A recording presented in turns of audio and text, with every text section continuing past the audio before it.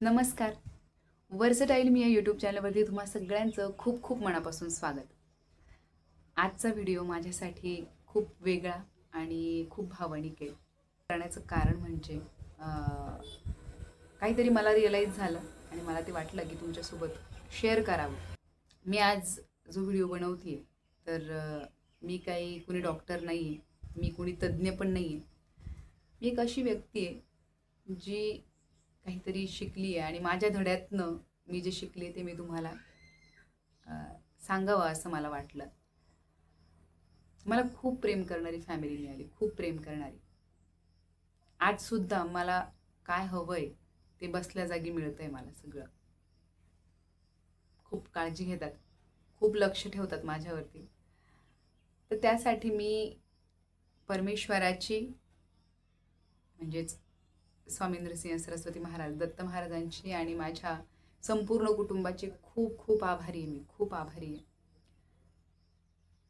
आभार मानते देवाचे की मला एवढं गोड कुटुंब दिलंय.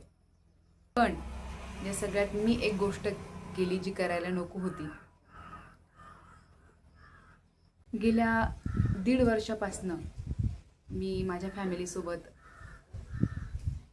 माझ्या फीलिंग्स शेअर नाही केल्या. म्हणजे इतकी प्रेम करणारी फॅमिली आहे, त्यामुळे मला असं वाटायचं की मी सांगून आणि चूक तर नाही ना करणार, त्यांना मी हर्ट तर नाही ना करणार. मी त्यांच्यासोबत माझ्या भावना मी शेअर नाही केल्या. जेव्हा जेव्हा माझं मन दुखायचं तेव्हा मी हसायचे.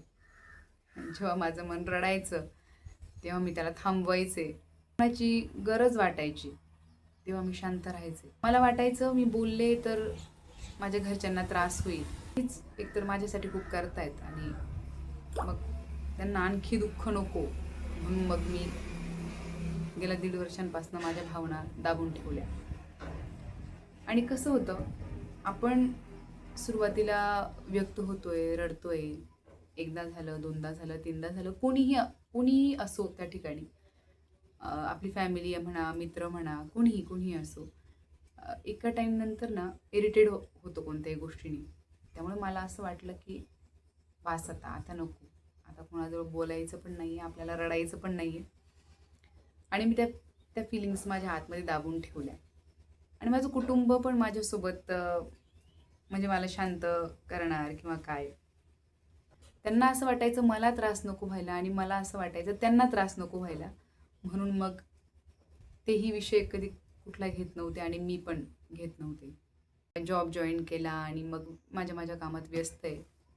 पण याच दरम्यान माझ्या आयुष्यात हा आजार येऊन ठेपला, कॅन्सर. तो दिवस माझ्यासाठी खूप कठीण होता. त्या दिवसानंतर त्या दिवसानंतर मी माझ्या आयुष्याकडे पुन्हा पाहिलं, बघितलं आणि मला रिअलाईज झालं की ह्या सर्व धावपळीत ना मी कधीच माझ्या मनाला विचारलं नाही की तुला कसं वाटतंय.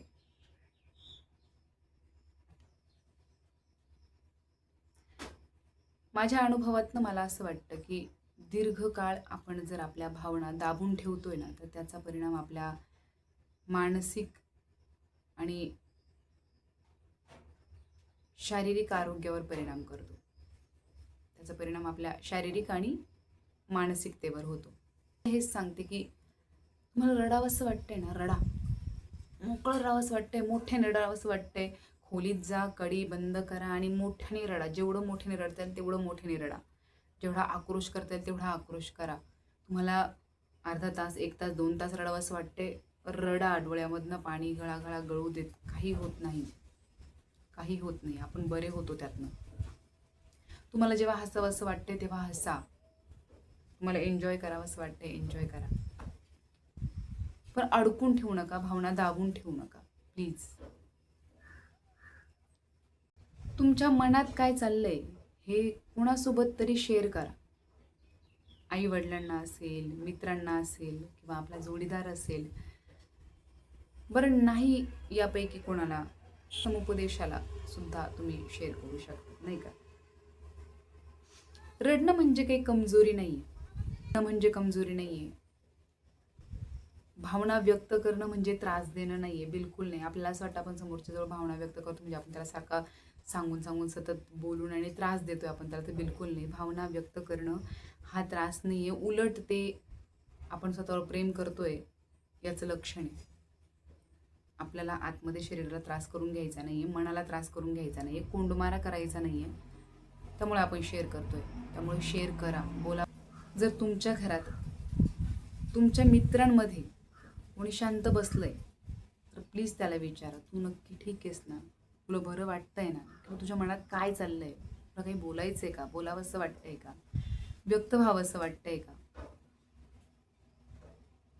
प्लीज विचारा, कारण आपल्या एका विचारण्याने त्याचं आयुष्य बदलू शकतं, हे लक्षात ठेवा. आणि आजपासून स्वतःला एक वचन द्या की मी स्वतःच्या मनाचं ऐकेन आणि व्यक्त पण करेन. कुणाजवळ का व्यक्त करावं असं वाटत नाही, पण व्यक्त होईल. मनात ते मी साठवून ठेवणार नाही, मनात कुठलीच गोष्ट कधीच दाबून ठेवणार नाही.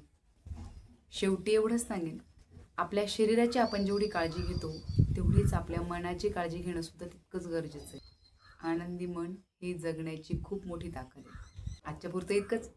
भेटूया पुढच्या ब्लॉगमध्ये. तोपर्यंत बाय बाय.